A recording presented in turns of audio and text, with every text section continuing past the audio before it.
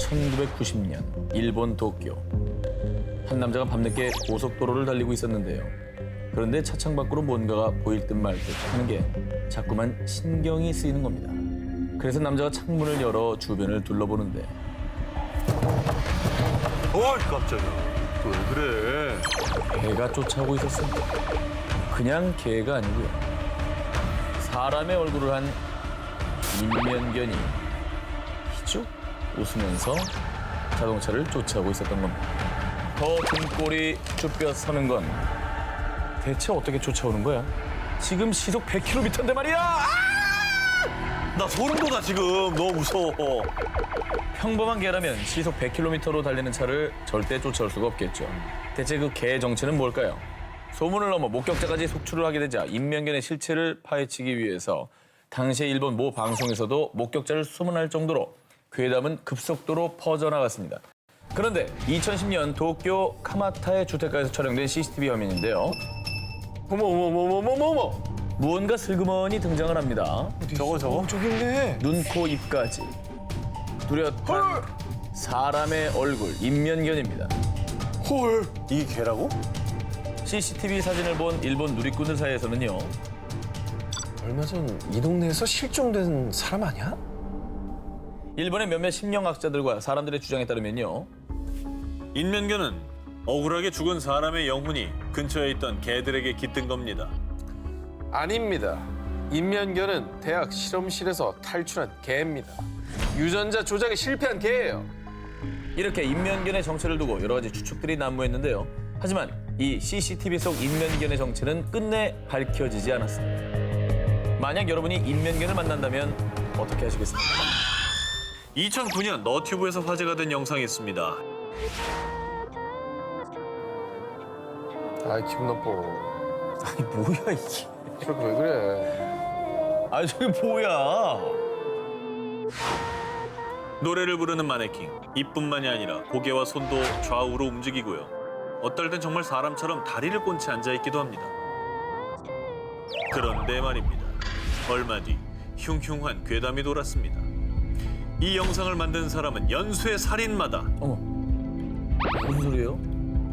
아니 마네킹이랑 연쇄살인이 무슨 상관이에요? 소문에 의하면 연쇄 살인마가 여성들을 납치한 뒤 피해자의 옷을 벗겨 마네킹에 입힌 거라고 합니다. 저게 이제 피해자들의 옷이라는 거죠? 그렇습니다. 심지어 이 연쇄 살인마는 피해자들을 산채로 땅에 묻었는데 피해자들을 생매장한 곳은 영상 속에서 뜬금없이 나오는 미스터리한 곳, 집 뒷마당. 저 집은 연쇄 살인마의 집이라는 거죠.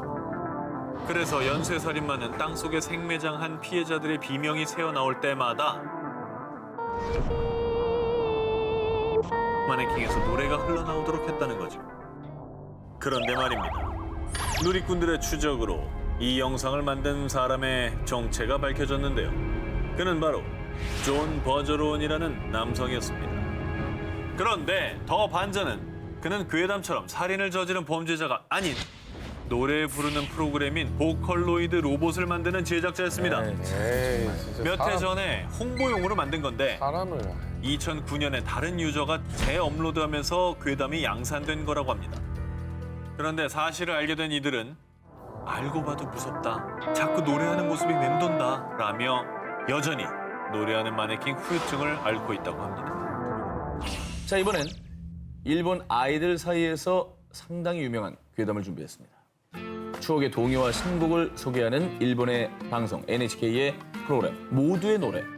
무려 59년째 방영 중인 인기 방송이라고 합니다. 특히 2007년에 소개된 사토루 군이라는 노래가 어린이들 사이에서 큰 인기를 끌었는데요.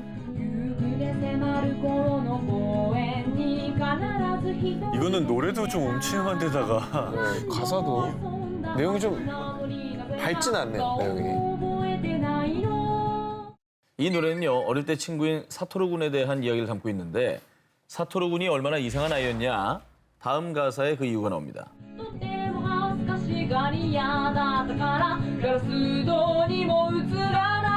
아니 그럼 귀신인 거예요, 사토루가? 그런데 말이죠 다음 가사에서는 이런 내용이 또 나옵니다. 隣のじいちゃんのさよならの話したな次の日じいちゃん家にはたくさんの黒い靴が並んだ 사토루 군이 저승사자예요? 자, 생각하기 나름이겠죠. 그런데 말입니다. 일본 아이돌 사이에서 죽음을 예고하는 이상한 아이, 이 사토루 군을 직접 만날 수 있는 방법이 전해졌다고 하는데요. 그런 게 있어요? 우선 공중전화에서 10엔짜리 동전으로 자신의 휴대폰으로 전화를 신호음이 가는 동안 공중전화 수화기에 사토루 군, 이리 와주세요라고 3번을 말한 뒤 전화를 끊으면 24시간 내로 전화가 온다고 합니다. 나 너희 동네로 가고 있어. 누구야? 설마 사토루 군? 이제 너의 집 앞이야. 전화로 자신의 위치를 알려주는 사토루 군. 그리고 마지막으로 온 전화.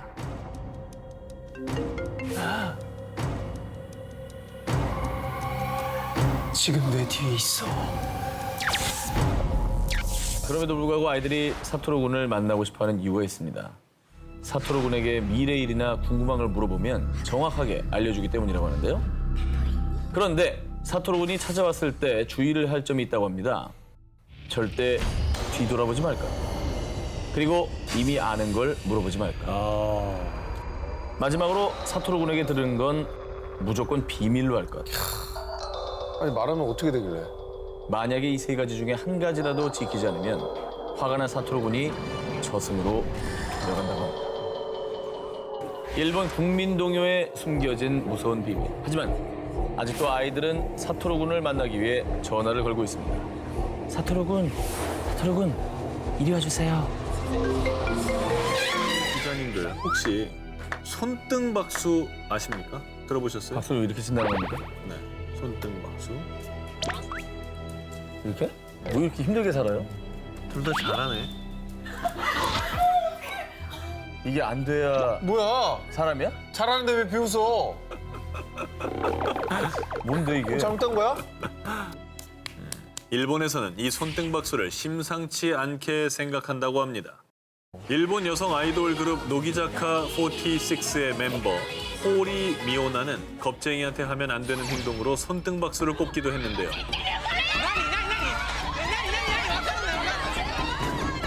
무섭대. 뭔가 무서워라고. 뭐가 무서워 이게? 이 손등박수의 숨은 의미, 바로 죽은 자의 박수라는 겁니다. 망자? 나 안 됐어 아까 사실은. 아니 여기가 여기 안 뭔 소리야. 닿더라고. 아니 안 닿았어. 뭔 소리야? 쩍쩍 많이 났구만. 닿지가 않더라고. 이게 되지가 않아요. 이 손등박수가 일본에서 죽은 자의 박수로 불리는 이유, 죽은 사람은 산 사람과 반대로 행동하기 때문입니다. 그래서 이 박수를 죽은 자만이 알아본다는 거죠.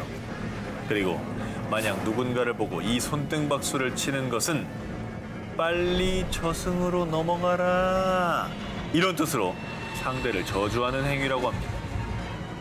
왜 쳤어? 나 되지가 않더라니까 이게. 참 신기하네. 미치 왜 이렇게 안?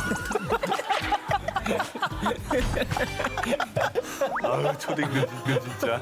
아 무서워.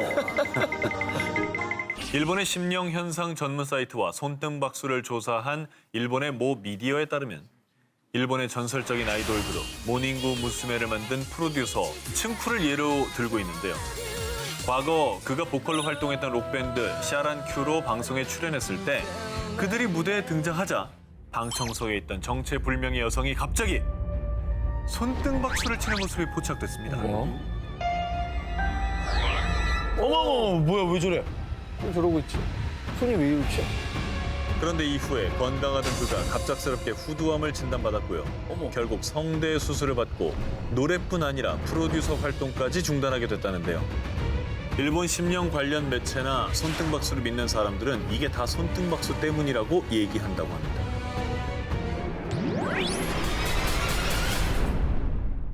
매년 10월 찾아오는 전 세계 아이들의 축제 할로윈. 귀여운 괴물로 분장한 아이들이 집집마다 돌아다니며 사탕과 초콜릿을 선물 받는 날이죠. 그런데 할로윈 데이에 아이들, 아니 부모님을 더욱 공포에 떨게 한 무시무시한 괴담이 있었습니다. 할로윈 때 아이들에게 주는 사탕에 누군가 면도칼, 바늘 같은 위험한 물체를 넣는다는 것. 오, 이건 너무 나쁜 얘기인데. 너무 악랄하다. 심지어는 생명에 치명적인 독까지 묻혀 사탕을 먹는 아이들이 죽을 뻔했다는 겁니다. 아니 애들 먹는 걸 뭐 하는 짓이에요? 그런데 말입니다. 이 할로윈 괴담이 더 퍼진 이유가 있습니다. 아이들 사탕에 독을 넣었다는 괴담이 실제로 있었던 실화이기 때문입니다. 와, 싫어요 이게. 100% 괴담은 아니었고. 1974년 미국 텍사스주 8살 꼬마 티모시는 할로윈을 맞아 잔뜩 들떠 있었습니다. 아빠, 저 친구들하고 사탕 받으러 갔다 올게요. 그래. 이건 아빠가 만든 거니까 가져가서 친구들이랑 꼭 나눠 먹으렴. 티모시는 아빠가 준 사탕을 친구들에게 나눠주고 함께 이웃집을 찾아다녔습니다. 그리고 그날 저녁 티모시는 잔뜩 쌓인 사탕들을 마음껏 먹었죠. 그런데 갑자기 구토를 하며 경련을 일으키더니 결국 사망하고만 티모시. 이후 경찰은 티모시의 사망 원인을 밝히기 위해 부검을 했는데요. 놀랍게도 티모시를 사망에 이르게 한 건 사탕에 들어있던 청산가리. 누가 청산가리를 보다 놓았어? 그런데 더욱더 충격적인 건 청산가리가 든 사탕은 아빠 로날드 오브라인이 준 사탕이었습니다. 아빠가 줬다고 그거를? 당시에 로널드는 10만 달러가 넘는 빚에 시달리다 아들의 생명보험금을 노리고 이 계획을 꾸몄던 겁니다. 야, 사람이냐?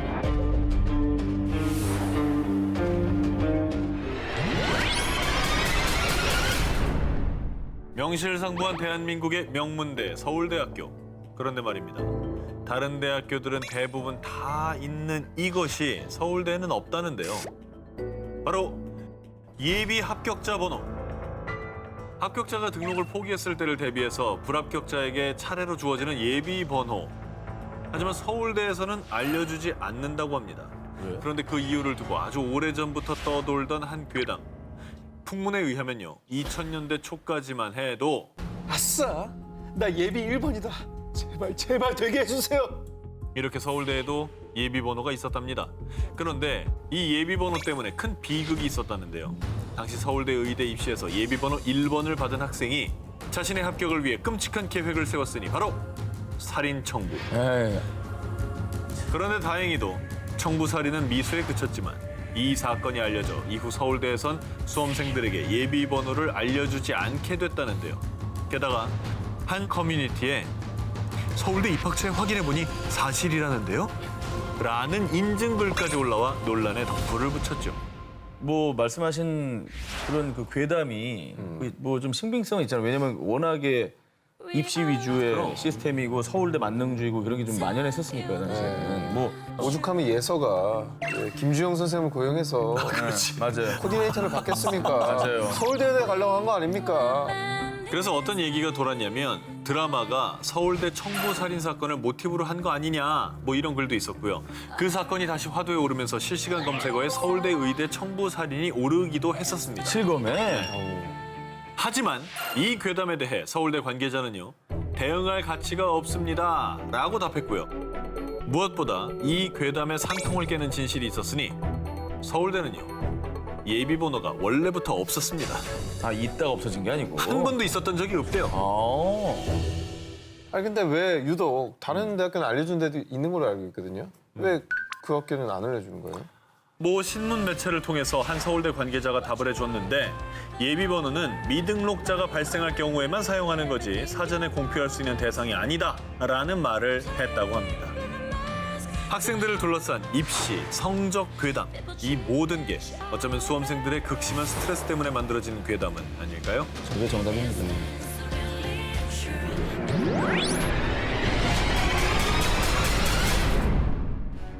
만취 여대생 일어나 보니 신장 도난. 맞아, 이런 얘기 많이 있었지. 뭐 어느 나라 갔더니 뭐 택시 탔더니 뭐가 없어졌대더라 뭐 이런 얘기들. 자, 기사의 내용에 따르면요. 중국의 한 여대생이 쓰촨성 대학교 학생들이 개최한 파티에서 한 남자를 만났고 초면이었지만 빠르게 호감을 느낀 두 사람은 근처 호텔로 가 와인을 몇 잔 더 마시게 됐습니다. 그리고 여대생은 본인도 모르는 사이 잠이 들고 말았는데요. 아이고. 그런데 정신을 차린 여대생이 눈을 뜬 곳은 침대도 소파 위도 아닌 얼음이 가득한 욕조 안. 어머머. 그리고 그녀의 눈에 띈 쪽지 하나. 120으로 연락하지 않으면 넌 곧 죽게 돼. 덜컥 겁이 난 여대생은 곧바로 응급의료센터인 120으로 전화를 걸어 본인의 상황을 설명했는데요. 그런데 그때 얼른 허리 뒤쪽을 확인해 보세요. 다급한 의료진의 말에 바로 허리를 확인했는데 무려 20cm 이상 찢어진 상처가 있었던 겁니다. 알고 보니 그 상처는 신장을 적출한 수술 자국. 그러니까 저런 신고가 얼마나 많았으면 바로 허리 뒤를 확인하라는 얘기를 해요. 그럼 범인은 같이 술 마신 남자? 그렇습니다. 그런데 얼마 뒤 알려진 충격적인 사실. 여대생 신장 도난 사건은 모두 페이크. 당시 국내 기사에서 이 사건의 출처로 언급한 정치단체는 아예 확인이 불가.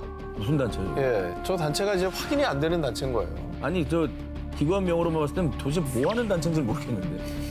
지금 뭐 하는 단체? 네. 그런데 말입니다. 이 장기적출 괴담에는 한 가지 미스터리가 숨어 있었습니다. 1990년대 후반 북미 지역을 휩쓸었던 도시 괴담이라는 건데요. 실제로 국적, 성별만 다르고 기본적인 형식은 거의 비슷합니다. 아니, 똑같은 구조를 하고 있습니다. 아, 근데 이제 허무맹랑한 얘기라기보다는 일어날 수도 있을 것 같은 느낌이 들어서 더 무서운 것 같긴 해요. 네. 자, 그래서 준비한 특종. 그 어떤 귀신 이야기보다 더 두려운 현실 괴담. 그 괴담들에는 일련의 코드가 숨어 있습니다. 뭐죠? 무슨 코드죠? 자, 공포 괴담 공식 그 첫 번째. 주인공 대부분은 아는 사람의 아는 사람. 아, 맞아. 실제로 2013년 광주광역시 전역을 공포에 빠뜨린 신장 적출 괴담. 내용인즉슨 택시기사가 술에 취한 손님의 목에 주사를 놓고 신장을 적출했다라는 내용이었습니다. 그래서 광주 동부경찰서에서 직접 나서서 확인까지 했지만 결국은 이것도 괴담으로 밝혀졌는데요. 그런데 대화에 등장하는 주인공 피해자는 내 친구의 아는 형. 그러니까 아는 사람은 사실 모르는 사람이에요. 그러니까 아무나 그렇지. 얘기한 거야, 아무나. 그렇지. 자, 그리고 또 있습니다. 공포 괴담 공식 두 번째. 구체적인 지명. 맞아. 자, 정 기자 혹시 네네. 이 학교 다닐 때 신촌 패밀리 레스토랑 괴담 들어보신 적 있나요? 뭐 비슷한 거 들은 것 같아요. 뭐 화장실 뭐 저거 하는 거. 정확히 기억하시는군요. 맞죠? 나도 들었던 것 같은데? 고대가 왜 듣죠, 그거를? 아니, 그 신촌에 가면 그 레스토랑을 가지 말아야 된다고. 그 신촌으로 와요. 아남포 그래. 있지. 자, 신촌에 위치한 패밀리 레스토랑 여자 화장실 괴담인데요. 맞아. 한 긴 머리 여성이 화장실에 들어갔는데 하도 안 나오니까 노크를 했다고 합니다. 그런데 아무런 답이 없어서 문을 열어봤더니 아무도 없었다. 라는 유명한 괴담인데요. 대체적으로 괴담의 제목은 뭐 자유로 괴담, 수원역 괴담, 부천 터미널 살인 괴담 등 아주 정확한 지명이 등장하기 때문에 괴담에 대한 신뢰도가 더욱더 높아지는 거죠. 맞아, 그러네. 그러니까 등장인물은 애매하게 얘기해놓고 지명만 확실하게 얘기해요. 예. 사람들의 공포와 두려움을 먹고 사는 도시의 괴담. 당신은 지금 어떤 괴담에 빠져 있으십니까?